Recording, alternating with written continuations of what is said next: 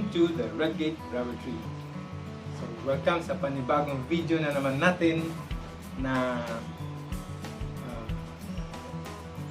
bibigay para sa inyo. Okay?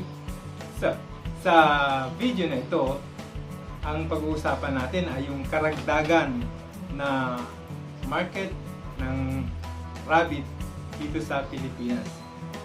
So, yung part 1 ng video na ito ay ang title is Rabbit Business in the Philippines, may market nga ba? Okay.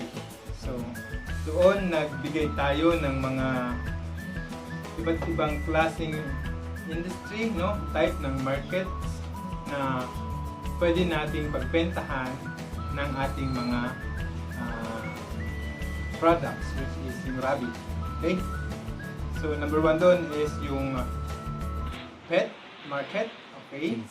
Number 2 is yung meat type. Number 3, yung schools. Number 4, yung souvenirs. Number 5, yung restaurants. Or number 6 is yung medical industries. Okay? So, dito is video na ito. Meron tayong tatlong idadagdag na mga market, no? Types of markets na pwede nating pagbentahan ng ating mga products. Okay? So, number 1 is hospitals. So, hospitals is under siya ng medical industries. Okay? So, merong mga hospital na naghahanap ng karning rabbit, no?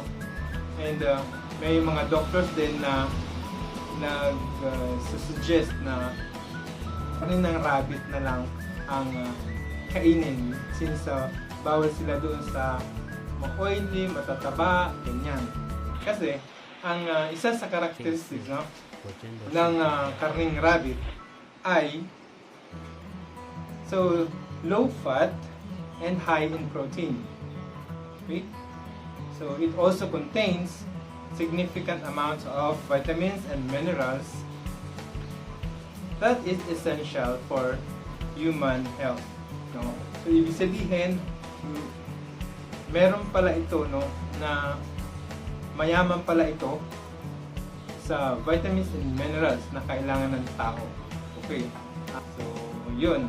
And that is according to agriculture.com.ph. That was published June 2019. So, yun. Doon natin nakuha yung information na yun. So, pwede pala sa mga hospital. Okay? So, next is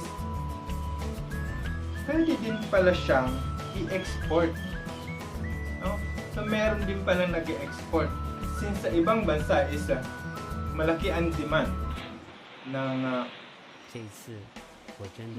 rabbit meat. So, nag-i-export din pala. No? May mga nag-export din pala na Filipino rabbitry, no, ng mga produkto nila sa ibang bansa. Okay? So, number 3 is, before that, if bago ka pa lang dito sa YouTube channel natin, please do subscribe, like, share, and hit that notification bell button para ma-update ka sa mga bago pang mga videos na siguradong may matututunan ka. Okay? So, number 3 is ito. Sa ngayon, reality, ito yung king market ng rabbit. Okay? Yung mga nag-aspire or yung mga gustong sumubok, no? Pasukin itong rabbit industry. Okay? So, mga yung magsisimula pa lamang, no, na mag-negosyo ng rabbit. So, syempre, maghahanap sila ng mga magagandang lahi, no, ng rabbits. So, meron tayong mga separate videos on ano yung mga kailangan mo bago ka mag-alaga ng rabbit. Yan. And then also, meron din tayong mga videos na kung halimbawa nagka-encounter ka ng merong diarrhea, mangge, yung mga sakit-sakit na yan na common, no, na nararanasan ng mga rabbits dito sa Pilipinas is meron tayong mga videos dyan. Okay, just check down below and nandun. Marami kang matututunan doon. Okay? So yun, ang isa sa marketing na ginagawa natin, no? Since ngayon is pandemic, then talagang through online na ang market natin, no? Is yung gumagamit tayo ng Facebook page, Facebook groups, yan. And also din doon sa mga probinsya na wala naman silang ganong gadget, no? So, ang ginagawa nila is yun, kumbaga yung mga kapamilya na gusto rin na mag-alaga ng rabbit, so nabibentahan nila yun even if presyong kapatid, kapamilya, ganyan. So, nakakabenta pa rin, di ba? So, pwede din sa yung inyong mga kaututang dila, inyong mga kaibigan, mga kapitbahay. So, yun. Na, yung iba nakita na, uy, ang cute naman ng alagang rabbit. So, pwede ba akong bumili niyan? Pwede ba akong magkaroon din yan? So, yun, di ba? Yun is market din yun. Alright?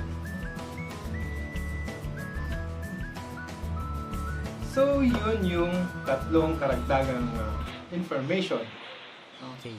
Number 1 is yung hospitals. Number 2 is yung mga pag-export. Number 3 is yung mga aspiring na breeders. Okay, yung mga gustong pumasok sa negosyo nito. Okay, so sana meron kang natutunan dito sa video natin ito. And huwag mong kalimutan na mag-subscribe. Thank you sa iyong time sa pagpanood ng video nito.